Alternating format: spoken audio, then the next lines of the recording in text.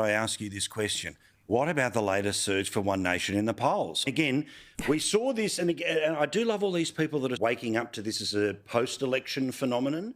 One Nation got 3 senators elected at the last federal parliament. None of them had the last name Hanson, right? I wish there was a 4th, being someone from Tasmania. But what a sign of this growing movement that has been growing for a long time, that now in the national polls is outranking the Greens by 1, or in even more reliable numbers, bigger margins. Now, yes, it's too easy to turn around and say, oh, it's just hardcore right-wing libs that have decided to walk away.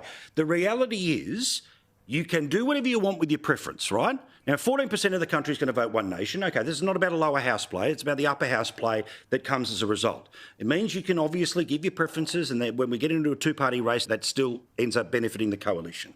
But this is fascinating to see because, Lee, day after day, week after week, at some point, one of these Canberra media types is going to work out it ain't a fluke, it is a movement, and the movement is on. Correct. And it is a movement, and you're spot on.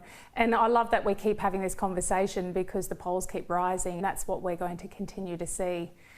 People are after strong leadership. They're after leaders with conviction who are willing to stand up and have the hard and the difficult conversations and not shy away from it.